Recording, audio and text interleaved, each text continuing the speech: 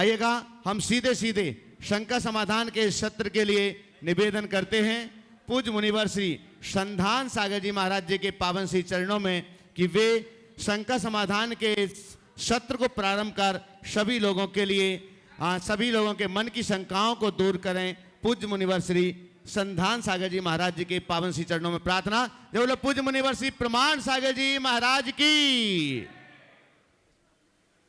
चलते हैं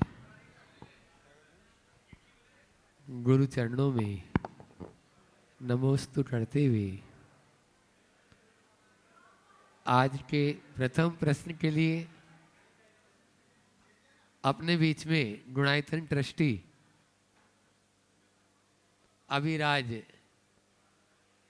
अभिषेक राज जैन यहाँ पर उपस्थित हैं, एडवोकेट, और साथ में सुनील पब्लिशर्स।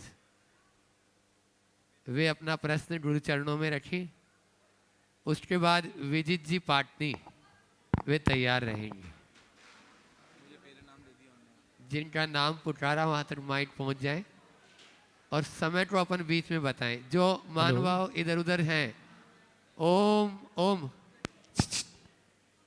बोलिए संत शिरोमणि गुरुवर आचार्य भगवान विद्यासागर महाराज जी की, शंका समाधान के जनक परम पूज्य मुनि श्री प्रमाण सागर महाराज जी की मुनि देव के चरणों में तेरे बार नमोस्तु।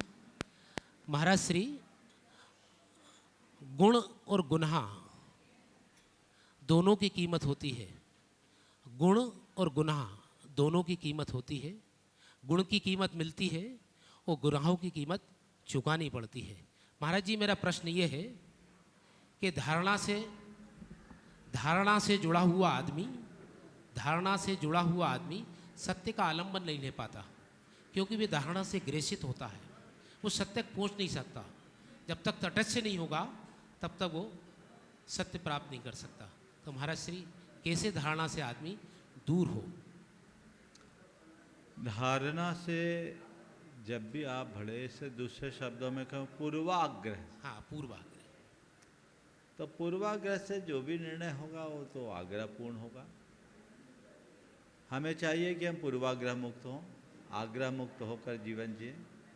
और जब हम अपने अंदर उदारता अपनाएंगे, अनेकांतात्मक भावना मन में जगाएंगे, तभी हम पूर्वाग्रह मुक्त होकर कोई अच्छा निर्णय ले पाएंगे। नमोस्तु महाराज। बहुत सुंदर।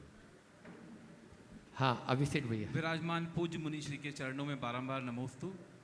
विराजमान क्षुल्लक श्री के चरणों में बारंबार नमोस्तु। गुरुदेव, मेरे मन में एक शंका है कि एक स्त्री जो होती है, स्त्री जो होती है, जब माँ बनती है तो वो ममता और उसका जननी के साथ साथ कई उपाधियाँ उसके पास हैं, और जो उसका ममत्व है, आत्मीयता है, वो उम्र का कोई भी तकाजा नहीं है। मतलब उसका बच्चा कितना भी बड़ा हो जाए, लेकिन उसकी ममता, उसकी करुणा उसके प्रति हमेशा बनी रहती है। तो ऐसा कौन सा पुण्य करती है, मतलब पूर्व जन्म में कौन सा पुण्य होता है जिसके कारण से उसको ये पर्याय मिलती है कि वो एक माँ बनती है? और दूसरी ओर महाराज श्री, वही स्त्री जिसको कि इतना सब करने के बाद, सारी उपाधियाँ मिलने के बाद, या वो इस मार्ग पर जाती है, तो उसके बाद भी उसको जो है कल्याण नहीं हो पाता है। तो ऐसा कौन सा पुण्य, ऐसा कौन सा कर्म उसका रहता है कि उसका कल्याण नहीं हो पाता है? बहुत सुंदर आपने सवाल किया है कि एक स्त्री जिसे बहुत अधिक सम्मान दिया जाए और दूसरी तरफ धर्म क्षेत्र में स्त्री को बहुत हेय दृष्टि से देखा जाए। आपने पूछा है इसका कारण क्या है। देखिए, माँ को सम्मान,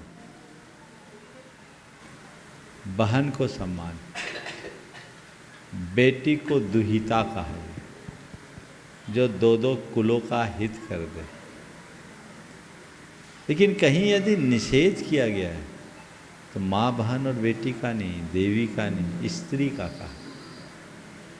तो स्त्रीत्व जो है केवल शरीर नहीं, हमारे अंदर की वासना का भी प्रतीक है।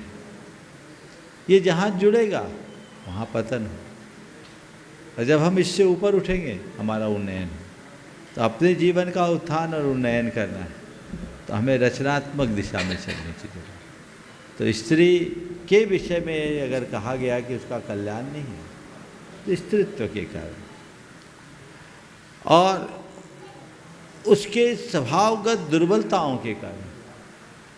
हमारे यहाँ लिखा है कि नारी च गुणवती धत्ते सृष्टे रग्गिमम पदम। कि अगर कोई गुणवान नारी है तो अभ्युदयकारी है।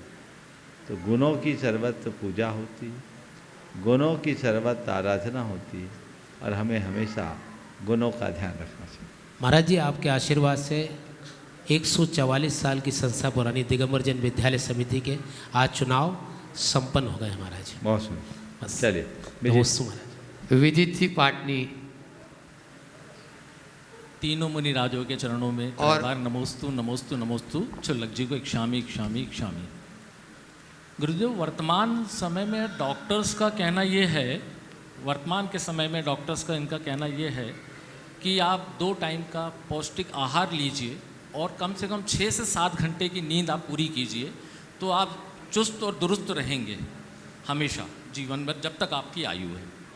गुरुदेव, मेरे को ये बताएं कि अल्प निद्रा और अल्प आहार लेकर आप जो अपने आत्म साधना में और आप जो है अपना स्वाध्याय में, और साथ में आप जो शुभ राग के योग में आप जो है शंकर समाधान जैसे ऐसे कार्यक्रम के माध्यम से जो दिन भर आप 24/7 कहें अपन उसको, आप लगे रहते हैं, तो इसके पीछे जो स्फूर्ति और जो आपकी दुरुस्ती है शारीरिक और मानसिक, वो कैसे प्राप्त होती है? हमारा प्रश्न ये है कि हमें ये पता चले ताकि हम भी इसका अभ्यास कर सकें। देखो, मेरा ये मानना क्या है अनुभव, कि ज़्यादा खाने वाला ज़्यादा बीमार होता है, कम खाने वाला ज़्यादा स्वस्थ होता है। अशोक जी पाटनी के दादाजी रतन लाल जी पाटनी 108 वर्ष की आयु उनने पूरी की, अंत तक चलते फिरते स्वस्थ और मस्त रहे। एक दिन उस समय उनकी 90 पार हो गई थी। मैंने ऐसे ही उनसे पूछा, थाको स्वास्थ्य को राज काई है। वो मारवाड़ी बोलते थे। मैंने मारवाड़ी में पूछा, आपके स्वास्थ्य का राज क्या है? उन्होंने कहा, महाराज कम खानो, गम खानो और नम जानो। क्या बोला? कम खानो, गम खानो और नम जानो। और उन्होंने अपने जीवन में ऐसा किया। आज की पीढ़ी से भी मैं ये कहूँगा, आप अपने दिन भर के खाने का थोड़ा विश्लेषण कीजिए। आप क्यों खाते हैं? जब मिल गया खा लिए, जो मिल गया खा लिए, क्यों? जरूरत क्या है? शरीर में ज़्यादा बोझ डालिएगा तो शरीर विकारग्रस्त ही तो होगा। ऐसा हो रहा है, तो उससे अपने आप को बचाना चाहिए। तो आजकल तो इंटरमीडिएट मील की बात आती है, ऑटोफेजी की बात आती है, जिसके आधार पर ये रिसर्च हुआ और ये बातें स्थापित की गई कि हम अगर अपने भोजन पर थोड़ा नियंत्रण करें तो अच्छा स्वास्थ्य बना सकते, कैंसर जैसी जानलेवा बीमारी को खत्म कर सकते उपवास के माध्यम से।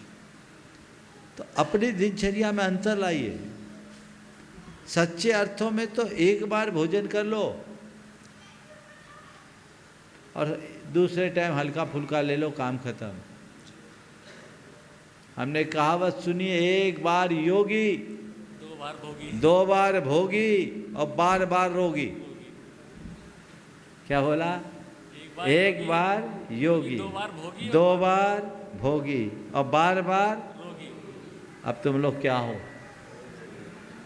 सब स्वस्थ हैं? सब स्वस्थ हैं क्या? नहीं है। तो ये चीज़ें अपने को ध्यान में रखना चाहिए और उसी अनुरूप सारा कार्य करना चाहिए। पर गुरुदेव, इसके पीछे कोई दूसरी शक्ति भी है? मूल कारण शक्ति कुछ नहीं है, अपनी शक्ति को सही दिशा में दो। हम तो कहते हैं, सुनो एक रहस्य, हमारी जो शक्ति खाना पचाने में लगती है वही शक्ति खुद को रमाने में लगा दो, आगे बढ़ जाओ। नमस्ते। मशीन को लोड डालोगे तो मशीन को वहाँ खटना पड़ता है ना, तो उतना ही डालो जितना आपको ज़रूरत है, ज़्यादा डालने की कोई ज़रूरत नहीं। नमोस्तु गुरुदेव, नमस्ते गुरुदेव, नमस्ते। राहुल जैन कैलाश नगर अपना प्रश्न करें और उसके बाद में पटवारी तहसील ऑफिस में पदस्थ जो हैं श्रीमती सुप्रिया जैन तैयार रहे। नमोस्तु महाराज जी, नमोस्तु नमोस्तु नमोस्तु। गुरुदेव मेरा प्रश्न ये है, बचपन में जब ज़मीन पे गिरते थे तो घुटना छिलता था और दुनिया संभाल लेती थी, और आज ज़िंदगी में गिरते हैं तो दुनिया और गिरा देती है। पहले घाव पे मरहम लगता था और आज घाव पर रील, मीम और स्टोरी लगती है। क्या फिर से बोलो, तीसरी लाइन क्या बोला? पहले घाव पर मरहम लगते थे, बचपन में जब ज़मीन पे गिरते थे तो घुटना छिलता था और दुनिया संभाल लेती थी। आज ज़िंदगी में गिरते हैं तो दुनिया और गिरा देती है। पहले घाव पर मरहम लगता था, आज घाव पर रील, मीम और स्टोरी लगती है। क्या लगती है? Reel, cream, reel reel reel reel, reel, story, meme बनाए जाते हैं। मील। रील के बाद क्या बोला ये बताना। अच्छा चलो, हाँ। रील, स्टोरी और मीम। मीम, अच्छा। चुटकुला बनाया जाता है। प्रभोग कह सकते अच्छा, हैं हाँ महाराज जी। हाँ, चलो समझ में आया, नया शब्द है, हाँ। यहाँ घाव गहरे होने पर भी मुस्कुराना पड़ता है, तो क्या हम धीरे धीरे आत्मा को भी एक्टिंग सिखा रहे हैं? तो क्या हम धीरे धीरे आत्मा को भी एक्टिंग सिखा रहे हैं? एक्टिंग? हाँ। ये सब एक्टिंग करने वाली आत्मा तो है। ये एक्टिंग सिखा क्या रहे? एक्टिंग कर ही रही है। ये कलयुग का प्रताप है, उसका कुपरिणाम है। हमें अपनी संवेदनाओं को बढ़ाना चाहिए। दुर्भाग्य है कि आज मनुष्य की संवेदनशीलता दिनों दिन क्षीण हो रही है और उसका कुपरिणाम हम सबके सामने उभर कर आ रहा है। मोस्तु महाराज जी। गुरुदेव के चरणों में सुप्रिया जैन अपना प्रश्न कर रही हैं और उसके बाद में अपने बीच में विदिशा से अविनाश जी पत्रकार, जो गुरुवर के शब्दों को भी जन जन तक पहुंचाने में अपना महत्वपूर्ण योगदान देते हैं। अविनाश पत्रकार प्रवक्ता। गुरुदेव के चरणों में बारंबार नमोस्तु नमोस्तु नमोस्तु। सभी छुल्लक जी के चरणों में इच्छामी इच्छामी इच्छामी। गुरुजी मेरा प्रश्न यह है, आखिर क्या कारण है हमारा जीवन सुख और दुख के हिंडोले में झूलने के लिए अभिशाप्त है? क्या ऐसा कोई मार्ग है जो हमें स्थिरता और प्रसन्नता का जीवन दे सके? और महाराज श्री, जॉब करते हुए हम विषम परिस्थितियों में, प्रतिकूल परिस्थितियों में अपने भावों को अनुकूल बनाकर कैसे रखें? देखिए, जीवन सुख दुख के हिंडोले में झूलने के लिए अभिशप्त नहीं है। हम लोगों ने अपने आप को अभिशप्त बना रखा। यदि हमारे अंदर सही समझ और सही चेतना जागृत हो जाए तो हम सुख दुख में भी स्थिर रह सकते हैं। यहाँ झूलने का काम नहीं है। सुख और दुख को अपने जीवन का हिस्सा मान ले और ये मान के चले कि ये हमारे जीवन का अंग है, जीवन का हिस्सा है। इसमें जीना हमारी नियति, हम उसे स्वीकार करें, जो है जैसा उसे सहज भाव से स्वीकार कर लें तो हम अपने अंदर बहुत स्थिरता रख सकते हैं। अपने कार्य क्षेत्र में आने वाली विषम परिस्थितियों का सामना करने के लिए 4 उपाय बताते। पहली बात, अपना आत्मविश्वास मजबूत रखें। दूसरी बात, सोच को सकारात्मक बनाएं। तीसरी बात, आशावादी दृष्टिकोण रखें। और चौथी बात, पेशेंस रख करके चलें तो सारी चीज़ें हमारे अनुकूल हो सकें। नमोस्तु और महाराज। अनावश्यक जॉब भी ना करें जिसकी ज़रूरत ही ना हो। चलो, नमोस्तु गुरुदेव। अविनाश जी पत्रकार अपना प्रश्न कर रहे हैं और उसके बाद में मैं देख रहा हूँ आज इंदौर से गुणायतन ट्रस्टी और अनन्य गुरु भट्ट, नितिन, दीपा, ऐश्वर्य, जिनिसा, शेट्टी परिवार यहाँ पर जो गुणायतन की ट्रस्टी भी हैं, और साथ में ही जयपुर से साक्षी और दीपांशु, वे भी उपस्थित हैं। उनके साथ वे प्रश्न करेंगे और चाहूँगा कमेटी वहीं पर जाकर उनका सम्मान भी कर देगी। नमोस्तु गुरुदेव, नमोस्तु गुरुजी। बोले। आचार्य श्री शांति सागर जी महाराज जी का जीवन चरित्र को पढ़ रहा था, लोकोत्तर साधक, और उसमें ये देखा मैंने, वह सहज रूप से भी यदि कोई बात कह दिया वह सहज रूप से कोई बात कह दिया करते थे तो वह सत्य साबित हो जाया करती थी। तो गुरुवर, मेरा प्रश्न है कि वर्तमान में ये किस तब के प्रभाव से वचन सिद्धि होती है और किन मुनिराजों को ये वचन सिद्धि? देखिए, संतों के जीवन में अपने आप शक्ति होती। उनकी तपस साधना से उनका संपूर्ण जीवन अभिसिंचित रहता है। तो जिनका जीवन तपस साधना से अभिसिंचित है, उनकी बात, और शांति सागर जी महाराज तो बहुत महान साधक थे, उनके साथ ऐसा होना है। ठीक, चलिए नीचे उधर माइक वहाँ तक पहुँचाएँ। एक प्रश्न करेंगे ऐश्वर्य या जो भी, और कमेटी वहाँ स्वागत अभिनंदन कर देगी। हो, आप लोग जोरदार तालियों से आगंतुक अतिथि का सम्मान करें। बोलो सवाल। नमोस्तु महाराज जी, नमोस्तु महाराज जी, नमोस्तु महाराज जी। सभी क्षुल्लक महाराज जियों को इच्छामी। महाराज जी, मेरा प्रश्न ये है कि जो पूजन की पुस्तकें होती है उसमें तीर्थंकरों के बल का वर्णन होता है, जैसे बैल के अपेक्षा। फिर से बोलो। महाराज जी, पूजन की किताबों में तीर्थंकरों के बल का वर्णन दिया गया है, उसमें बैल की अपेक्षा, मनुष्यों की अपेक्षा, घोड़ों की अपेक्षा तीर्थंकरों की बल की बात कही जाती है। परंतु महाराज जी, तीर्थंकरों में तो अनंत बल है, तो क्या उसको इनकी तुलना करना, मतलब ये एक तो इसकी क्या प्रमाण है? बल की तुलना, अनंत बल केवल ज्ञान के बाद होता, उसके पहले अनंत नहीं रहता। लेकिन बल की तुलना कैसे करें? आज भी तो हम लोग हॉर्स पावर बोलते हैं जी। क्या बोलते हैं? पावर के मेजरमेंट का बेस है, समझ गए? क्योंकि आदमी इनके आगे कहीं नहीं लगता, उनमें बल अधिक है, इसलिए इसको ऐसा। और महाराज जी, इसका प्रमाण क्या है? सबका शास्त्रों में दिया है, अलग अलग। चलिए, हाँ अगला। प्रकाश जैन, पंचवटी एक्सटेंशन। प्रकाश जी जैन यहाँ पर उपस्थित हैं, अपना प्रश्न करें।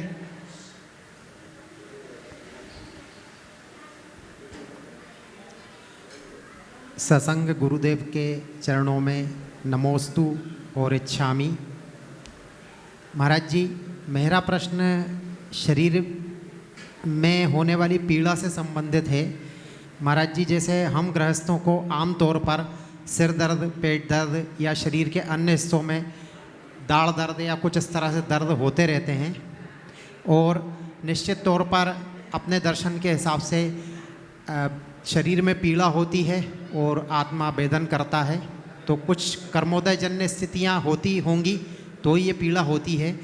लेकिन मार्केट में हर पीड़ा की, हर दर्द की एक गोली उपलब्ध है, मेडिसिन उपलब्ध है, और गोली लेते से ही नियम से, क्योंकि मैंने जो पर्सनल अनुभव किया है, नियम से 20 से 30 मिनट में दर्द लगभग गायब सा हो जाता है।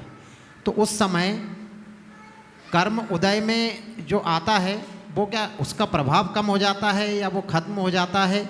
ये कैसा निमित्त नैमित्तिक संबंध है, क्या मनोविज्ञान है महाराज जी? देखिए, ये पूरी तरह से वैज्ञानिक सत्य। ये बात बिल्कुल सही है कि हमारी पीड़ा और वेदना में हमारा कर्म कारक है, और ये बात भी सही है कि औषधियों के सेवन से हमारी पीड़ा, हमारी वेदना, हमारी बीमारी ठीक हो जाती।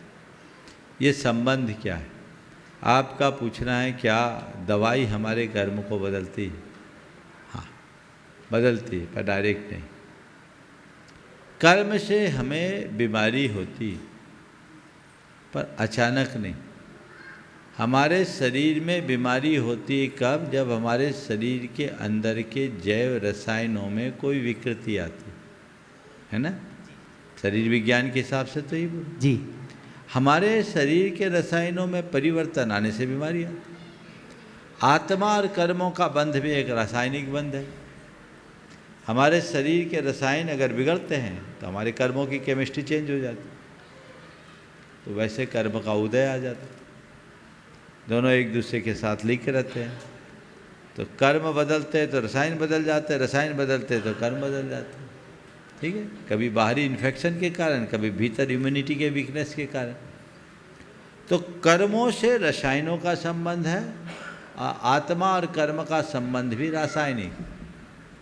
तो परिवर्तित हुए, परिवर्तित होने से कर्म बंध गया, कर्म उदय में आ गया, पीड़ा आ गई। अब हमने दवाई ली, तो दवाई में क्या लिया? कुछ रसायन ही तो लिया। तो उस रसायन ने जाकर अंदर हमारे शरीर के रसायनों में जो कमी थी उसको ठीक कर दिया, हमारा समीकरण ठीक हो गया। तो अंदर की रसायन के परिवर्तन से फिर कर्मों का रसायन बदल गया। तो जो पापोदय चल रहा था पुण्योदय में परिवर्तित हो गया। तो लगता है कि बीमारी दवाई से ठीक हो, दवाई ठीक होने में कारगर निमित्त बना, लेकिन बीमारी दवाई से नहीं पुण्याई से ठीक हो। समझ गए? अगर तुम्हारी पुण्याई नहीं हो तो तुम कितनी दवाई खाओ, कुछ भी होने वाला नहीं। ऐसा भी देखने में आता है महाराज जी, बिल्कुल, कि दवाई सब लोगों पे असर नहीं करती, ये भी देखने में कुछ आता है। इसलिए मैंने बोला पुण्याई चाहिए।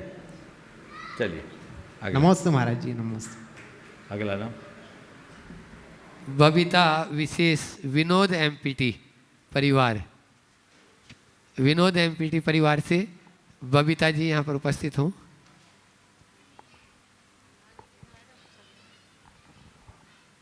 महाराज जी के चरणों में मेरा बार बार नमोस्तु नमोस्तु। छुल्लक जी के चरणों में मेरा इक्षामी इक्षामी। गुरुवर मेरा नहीं है ये प्रश्न, मेरे बेटे का है जो गुड़गांव में रहता है। बहुत दिन से पूछ रहा था लेकिन मौका नहीं मिला उसे। गुरुवर मेरा प्रश्न ये है, यदि एक व्यक्ति 2 नंबर के व्यापार से धन कमाए या टैक्स की चोरी आदि कर पैसा बचाकर ज़्यादा दान आदि धार्मिक कार्य में लगाए और दूसरा ईमानदारी की बचत का कम पैसा दान धर्म करे, तो क्या दोनों का पुण्य एक समान होगा? पहले तो मैं आपसे कहता हूँ, एक आदमी अपने पूरे शरीर में खूब कीचड़ लगाए और खूब नहाए, और एक आदमी शरीर में कीचड़ न लगाए और न नहा पाए, कौन अच्छा है? बोलो। बार बार कीचड़ लपेट लपेट के नहाने वाला अच्छा है या अपने शरीर को साफ सुथरा रखने वाला अच्छा है? साफ सुथरा रखने वाला। तो जो गंदा काम करके दान करता है वो कीचड़ लगा के नहाता है, और जो कम गंदा काम नहीं करता और दान नहीं कर पाता तो समझना वो कीचड़ ही नहीं लगा रहा था, दान करने की जरूरत नहीं। मैं इसे दूसरे संदर्भ में लेता हूँ कि तुम्हारे लिए जितना कीचड़ लगा है उतना पानी डालने की ज़रूरत है।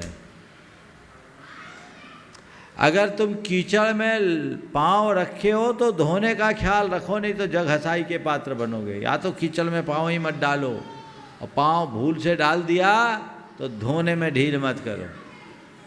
समझ गए? तो ऐसे लोगों को भी प्रेरणा देनी चाहिए कि भैया एक तो गलत काम किया पाप, अब उसको भोगने में भी गलत काम करोगे तो और दोहरा पाप होगा। कम से कम उस धन को अच्छे काम में लगाओ, कुछ तो धन तुम्हारा पाप हल्का होगा, और पाप हल्का होगा तो बुद्धि निर्मल होगी, बुद्धि निर्मल होगी तो जीवन में पवित्रता आएगी, तुम्हारा चरित्र उज्जवल होगा, और तुम बेईमानी की जगह ईमानदारी का रास्ता अंगीकार कर सकोगे। नमोस्तु गुरुवर, नमोस्तु। आज अपने बीच में अलोवर राजस्थान से अशोक जी जैन जो गुणायतन के संरक्षक हैं यहाँ पर उपस्थित हैं, और उनके साथ में ही संदेश जी जैन। हाँ, पहले अशोक जी जैन अपना प्रश्न करें और उसके बाद में तैयार रहेंगे संदेश जी जैन। अशोक जी जैन जो गुणायतन के संरक्षक हैं और व्रती श्रावक भी हैं, और मैं चाहूँगा जोरदार तालियों से उनका स्वागत करें, और यहाँ की ट्रस्ट कमेटी वहीं पर जाकर उनका सम्मान अभिनंदन करें। सपत्नी तो पत्नी को आ जाएं उनके बाद। हाँ बोलो अशोक जी। महाराज श्री नमोस्तु नमोस्तु नमोस्तु। महाराज श्री ये तरबूज के बारे में कई बार आता है कि ये अभक्ष्य है, कि श्रावक को या प्रतिमाधारी को खाना चाहिए नहीं खाना चाहिए, इस बारे में जानकारी। देखिए, भक्षा भक्ष के विषय में बहुत सारी बातें कही गई, कई जगह तो लौकी को अभक्ष्य बताया गया, समझ गए? टमाटर को भी अभक्ष्य करार कर दिया गया है। ये अपने विचार और विवेक से करना चाहिए। तरबूज अप्रतिष्ठित फल की श्रेणी में आता है। पहले बड़ा बड़ा तरबूज होता था, शायद इसलिए लोग उसका सेवन न करते हों, अब छोटे साइज का आ गया है। औषधि आदि के निमित्त एक व्रती लेता है तो मेरी राय में इसमें कोई विरोध करना उचित नहीं। नमोस्तु महाराज। ट्रस्ट कमेटी उनका स्वागत अभिनंदन कर रही है। आप लोग एक बार तालियों के साथ में उनका स्वागत अभिनंदन करें। और आज अपने बीच में संदेश जी जैन जीएसटी कमिश्नर मुरादाबाद जो गुणायतन के ट्रस्टी भी हैं, वे यहाँ पर उपस्थित हैं। अपना प्रश्न गुरु चरणों में रखेंगे और मैं चाहूँगा ट्रस्ट कमेटी उनका भी सम्मान वहीं पर जाके करेगी। माइक वहाँ तक पहुँचाए जल्दी से थोड़ा। संदेश जी दीजिए। Sandesh ji Jain, GST commissioner Moradabad, Gunayatan trustee. नमोस्तु महाराज जी, नमोस्तु महाराज जी, नमोस्तु महाराज जी। महाराज जी, आज के समय में कहा जाता है कि आज का युग विज्ञान का युग है, लेकिन विज्ञान की कुछ मान्यताएं ऐसी हैं जैसे आत्मा में विश्वास नहीं करना, और बहुत सारी धार्मिक जो मान्यताएं हैं उनको मानता नहीं है। तो विज्ञान आज के समय में सम्यक दर्शन और सम्यक ज्ञान का सबसे बड़ा विरोधी है। तो महाराज जी, मेरी जिज्ञासा है कि विज्ञान को हम लोग किस तरीके से समझें कि सम्यक ज्ञान के साथ उसकी। बहुत अच्छी बात है। विज्ञान का युग है और ये बात सही है कि विज्ञान और अध्यात्म में अलग अलग दिशा दिखती है, लेकिन मैं मानता हूँ कि बहुत सारे वैज्ञानिकों ने अंततः अध्यात्म को ही अपने जीवन का आदर्श बनाया। दूर न जाए, अल्बर्ट आइंस्टीन का जीवन इसके लिए सबसे बड़ा उदाहरण है। अल्बर्ट आइंस्टीन जिसने हमारे लिए एटॉमिक पावर जैसी शक्ति का आविष्कार करके दिया, परमाणु शक्ति का आविष्कार करके दिया, उनसे जब पूछा गया उनके जीवन के अंतिम दिनों में कि आपने अपने जीवन में बहुत बड़ी बड़ी खोजें की, क्या आपकी कोई खोज शेष रह गई? अपने जीवन के अंतिम पड़ाव में उनके मुख से निकला कि ये बात सच है कि मैंने बड़ी बड़ी खोजें की, पर मुझे लग रहा है कि मेरी एक खोज अधूरी है, और उस खोज के अधूरी रहने के कारण मुझे लगता है कि मेरी सारी खोज अधूरी, मेरी एक खोज अधूरी रह गई, और उसके अभाव में मुझे लगता है कि मेरी अब तक की सारी खोज अधूरी। सब लोग सकते में आ गए कि अल्बर्ट आइंस्टीन इतना बड़ा साइंटिस्ट जिसने एक से एक चीज़ों का इन्वेंशन किया, वो कह रहा है मेरी सारी खोज अधूरी। कौन सी खोज? तो उन्होंने कहा कि मैं ये सोच रहा हूँ जिस चेतना के बदौलत मैंने सबकी खोज की, उस खोज कराने वाले की खोज अभी बाकी है। समझिए, उन्होंने ये बात कई बार कहा कि मैं समझता हूँ कि विश्व में चेतना ही सर्वत्र काम कर रही है।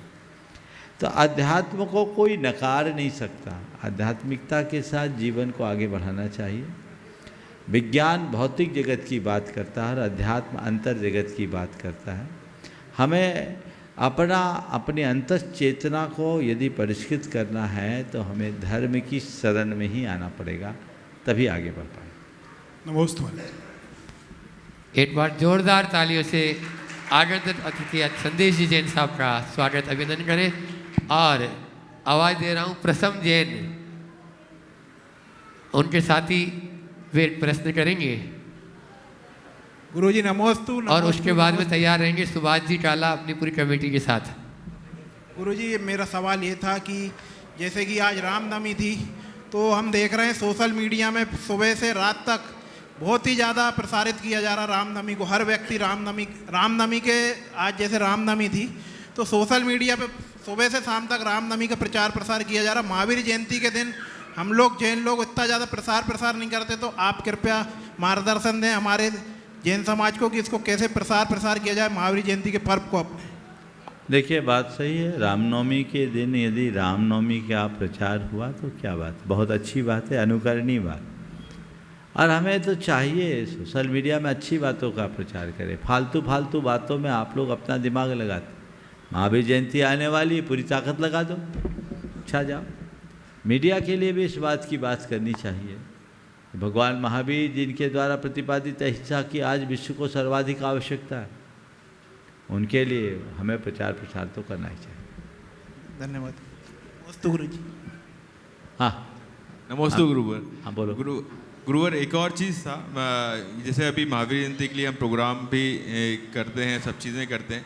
कभी कभी अन्य समाज वालों को ऐसा लगता है कि जैन समाज जो भी करता है वो अपनी समाज विशेष ही चीज़ें करता है, और इन जनरल सोशल या आम जनता के लिए, सबके लिए उतना नहीं करता। तो आप गाइडेंस दी महाराज जी कि कैसे हमें करना चाहिए और हमें कितना आगे तक जाना चाहिए और जैन समाज के अलावा भी चीज़ों को कितना करना चाहिए। देखिए, जैन समाज बहुत छोटी सी समाज और अपनी शक्ति और संसाधनों के अनुसार जो कर सके करना चाहिए। और ये गलत आरोप है कि जैन समाज जनता के लिए कुछ नहीं करता, बल्कि हकीकत ये है कि जनसंख्या के अनुपात से जनहित के कार्य जैनियों के द्वारा जितने संपादित होते हैं उतने किसी और के द्वारा नहीं। हमें चाहिए कि जैनियों के द्वारा जन कल्याणकारी उपक्रमों का प्रचार प्रसार करें। बहुत अधिक होता है, सब करें और जन कल्याण का काम करे, सब कोई करे, करना चाहिए, करना ही चाहिए। लेकिन ये केवल जैनों के लिए क्यों, औरों के लिए भी तो कहना चाहिए। थोड़े से जैन हैं, जैनियों की एक विशेषता है कि वे धर्म से जुड़े हुए हैं और वो अपने धार्मिक सामाजिक कार्यों में बढ़ चढ़ करके हिस्सा लेते, इसलिए दिखने लगता है। पर उन्हें ये देखना चाहिए कि वो कम से कम समाज का हित तो नहीं कर रहे। आज जैन समाज के साथ जितना मैत्रीपूर्ण संबंध बना करके जीता उतना कोई नहीं जीता, तो हमें उसकी तरफ ध्यान देना चाहिए। लेकिन मैं एक बात और जोड़ूंगा कि अभी तो जैनियों के बीच भी बहुत काम करने की ज़रूरत है। आज सबके लिए सब कर रहा है और जैनियों में भी बहुत लोग अभावग्रस्त हैं, बहुत लोग अल्पता के जीवन जी रहे हैं, बहुतों के जीवन में संकट है। आज भी कतिपय जैन ऐसे हैं जो गरीबी रेखा के नीचे स्तर पर जीवन जी रहे हैं। लोगों को जैनों की संपन्नता तो दिखाई पड़ती है, पर शायद गरीब जैन किसी की दृष्टि में नहीं आते। मैं उन सब जैन भाइयों से कहता हूँ कि जनता का कल्याण करो, सेवा करो, ठीक है, लेकिन अपने घर को भी मजबूत बनाओ, क्योंकि लोगों के मन में भ्रम है कि जैन तो सब संपन्न होते हैं, उनको कोई दूसरा सहयोग नहीं करता है। जैनी अगर बीपीएल कार्ड बनवाना जाए तो उसको नहीं मिलेगा, कार्ड नहीं, तुम तो जैन हो। तो जैनियों को चाहिए कि वो जैनियों के उत्थान के लिए आगे आए और उसके साथ साथ औरों के लिए भी कल्याणकारी कार्य करें, जो तो हम करते ही रहते हैं, पर इस दिशा में भी प्रयास करें। Charity begin with home. बिल्कुल। नमस्ते महाराज जी। सुभाष जी काला नहीं, चलिए। धर्मेंद्र अरुणा भंडारी, पंचवटी कॉलोनी, अपना प्रश्न करें और उसके बाद में तैयार रहेंगे प्रणील आयुषी छाबड़ा।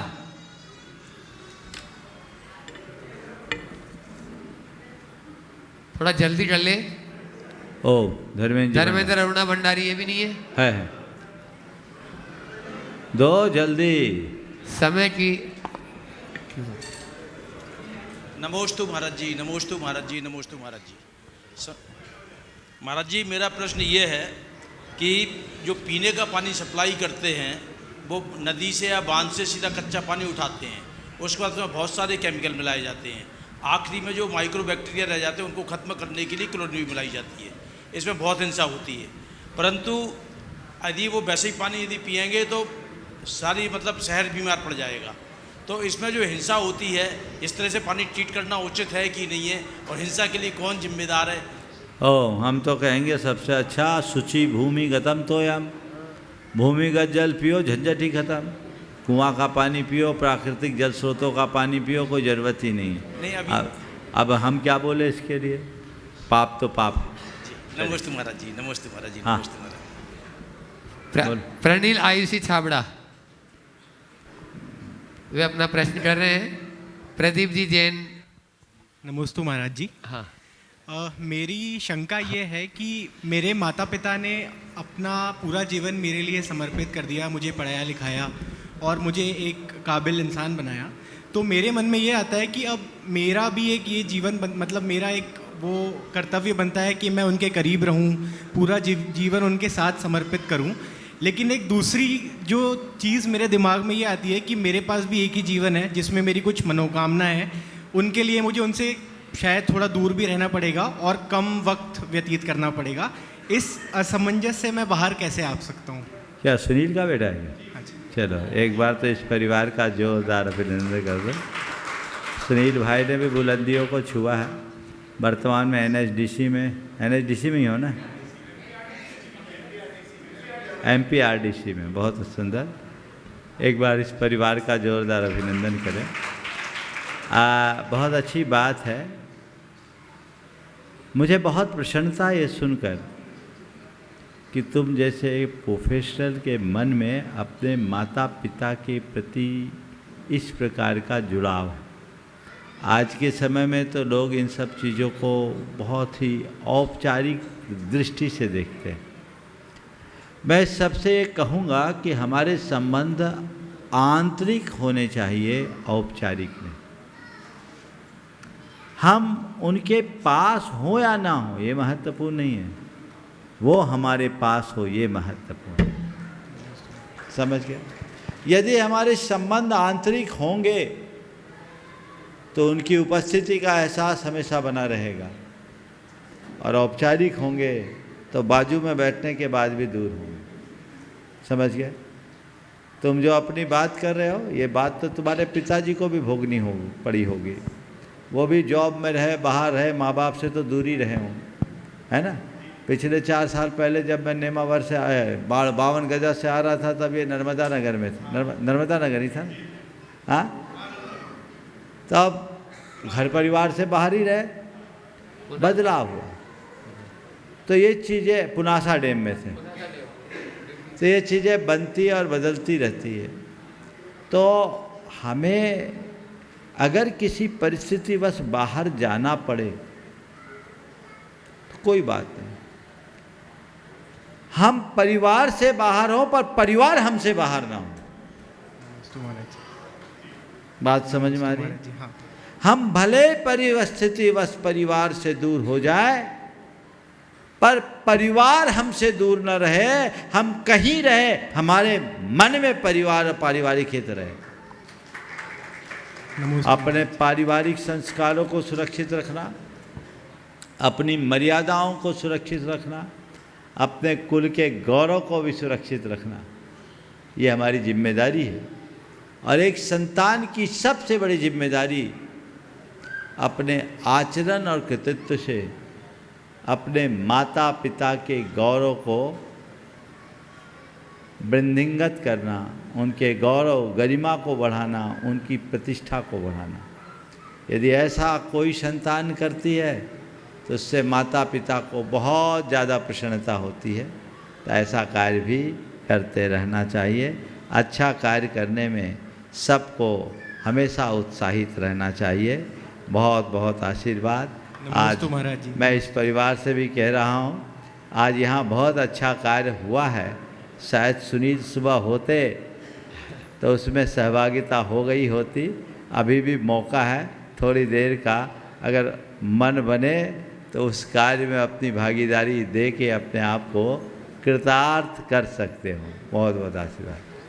और इसी क्रम में मैं आवाज़ दे रहा हूँ अपने जो आज यहाँ बहुत बड़ा ऐतिहासिक कार्य संपन्न हुआ है और जिनालय का एक यानी जो है शिलान्यास समारोह उत्साह उमंग और सानंद गुरु सानिध्य में संपन्न किया आप लोगों ने।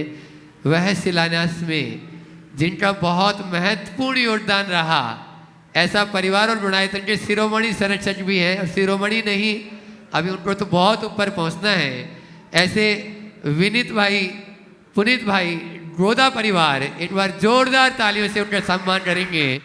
और मैं पूरा परिवार आ जाए गुरु चरणों में। विनीत जी, पुनीत जी, गोदा, शिरोमणि संरक्षक गुणायतन, जिनका आ जाए और वे अपना प्रश्न गुरु चरणों में करें। ओम सवाल नहीं है इनका। कहते हैं महाराज है संगीता का, दो थोड़ा दाएं बाएं देख लिया करो। परिवार में सभी लोग हैं, एक साथ वहीं खड़े हो जाओ। नमोस्तु गुरुवर, नमोस्तु नमोस्तु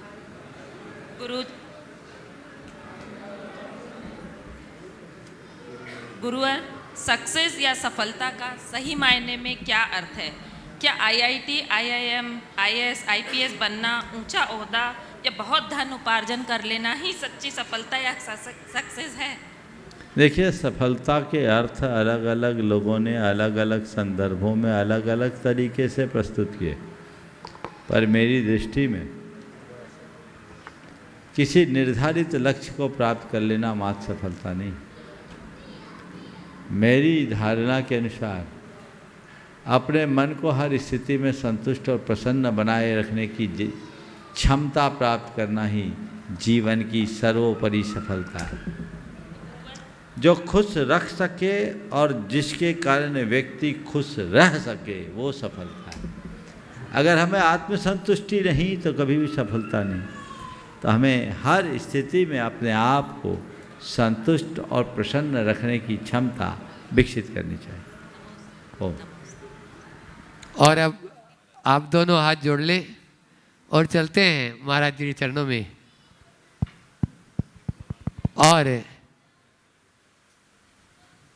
वो तो शंका से रहित हैं, निशंक हैं, निर्भीक हैं, निर्वेद हैं, फिर भी उनकी शंका के माध्यम से हम सबको ज्ञान की गंगा में अवगाहन करने का अवसर प्राप्त होगा। इसी भावना से नमोस्तु करते हुए उनके चरणों में कि आप भी हमें शंका करके अनुग्रहित करें। मुनि श्री को नमोस्तु करते हुए आज रामनवमी के पश्चात महावीर जयंती का पावन पर्व हमारे बीच आ रहा है। हिंदुस्तान में ही नहीं सारे विश्व भर में लोग आगामी आने वाले दिनों में भगवान महावीर जयंती का पर्व मनाने के लिए उत्सुक हैं।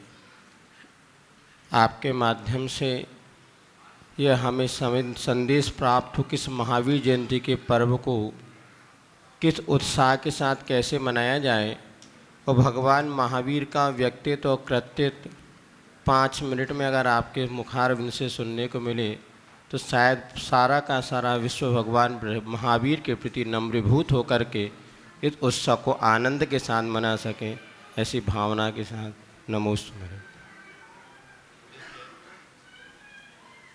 महाराज श्री ने अभी महावीर जयंती के संदर्भ में बात की, ये बात सत्य है।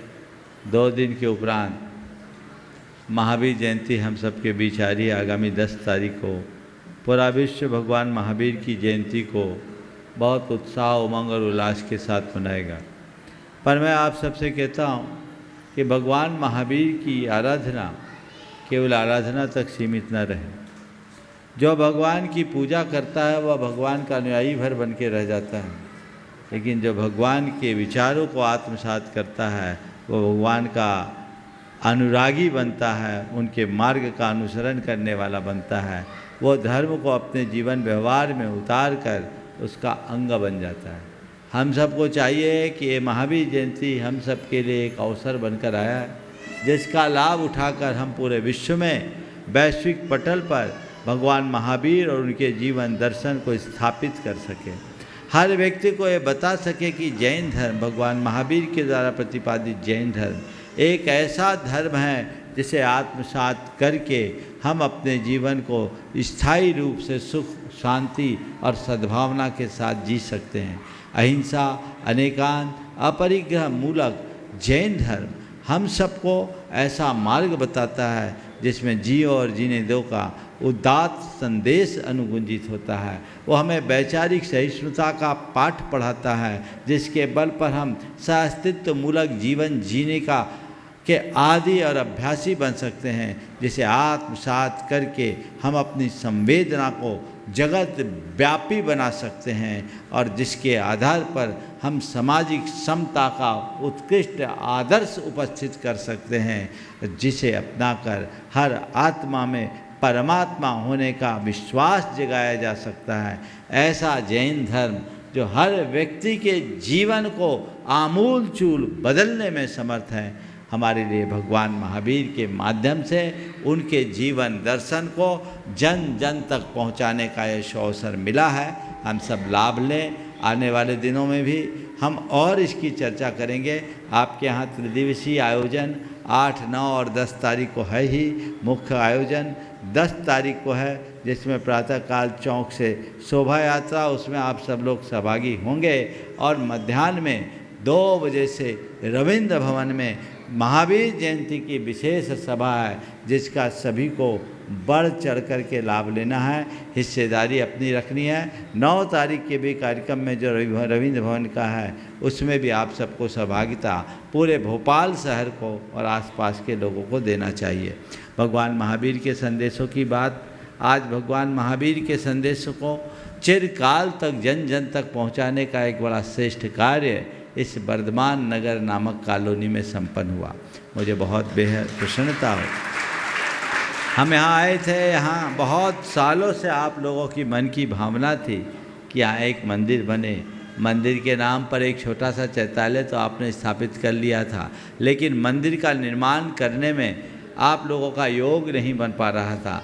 आज मुझे हार्दिक प्रसन्नता हो रही है कि आज वो योग सफल हो गया और उसके जो लोग कर्णधार बने, आज प्रातःकाल यहाँ शिलान्यास हुआ, कुछ लोगों ने बढ़ चढ़ करके हिस्सा लिया और जैसा मैंने कहा था कि यहाँ अब मंदिर बनेगा तो अब मंदिर भव्यता के साथ बनेगा और उस मंदिर के निर्माण के लिए कहाँ पुनीत भाई, विनीत बोला है ना, हाँ ठीक है, सब पूरी कमेटी आ जाए कि यहाँ पर एक निर्माण कमेटी बनेगी और उस निर्माण कमेटी के देख रेख में यहाँ का संपूर्ण निर्माण कार्य होगा, जिसमें ये आप भवन भी बनाएंगे, साधु वसति का भी बनाएंगे और पाठशाला का स्थान भी बनाएंगे।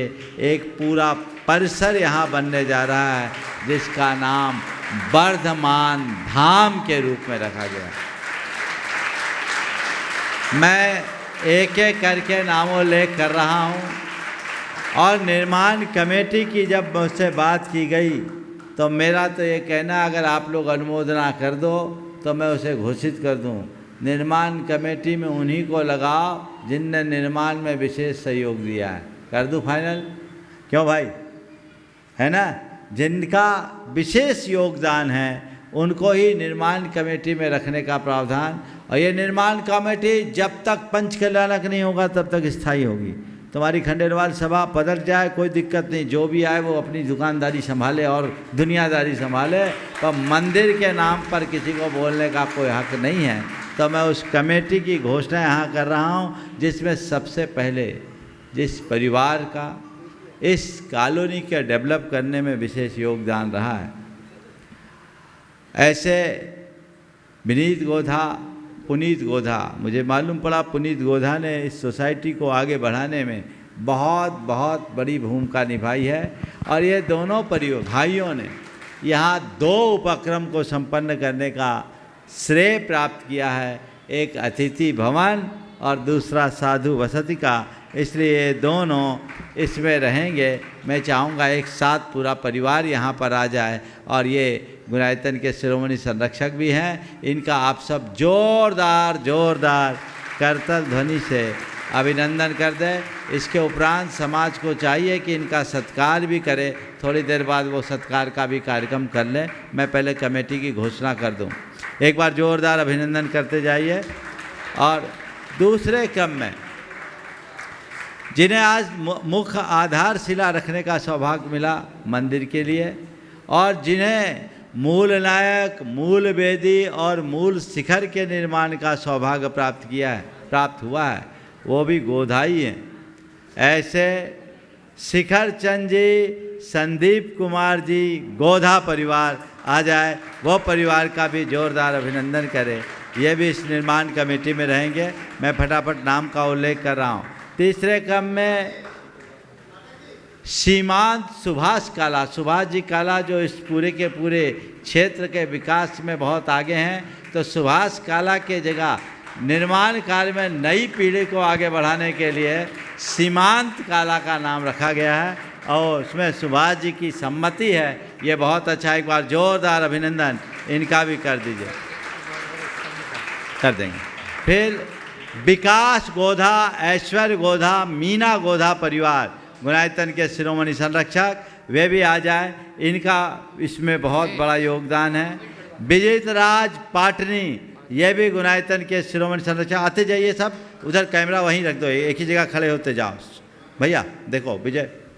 और फिर सुनील गोधा, ये भी गुणायतन के ट्रस्टी मृणाल, ये भी आ जाए, इनका भी बहुत बड़ा योगदान है।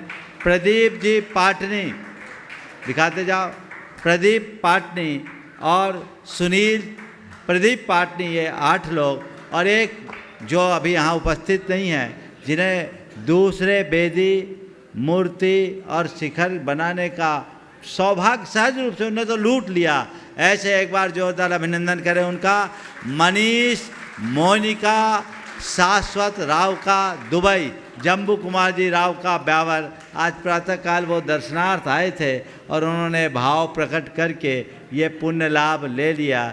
ये अब एक स्थान अभी खाली है और हमारे सामने एक दो व्यक्ति हैं जिनका नाम पूरा हो जाएगा। अभी एक बाजू के मूल नायक, बेदी और शिखर बाकी हैं, जिन्हें ये सौभाग्य प्राप्त करना वो प्राप्त कर ले और ये उनको लाभ मिलेगा। मैं चाहूँगा ये कमेटी, निर्माण कमेटी अभी यहाँ संकल्प ले कि हे महाराज जी बोलिए जैसा मैं बोल रहा हूँ, हम सभी इस पूरे वर्धमान धाम के निर्माण के लिए कृत संकल्पित हैं, जिसमें जिन मंदिर, अतिथि गृह, साधु बसतिका और अन्य अनुसांगिक कार्य होंगे।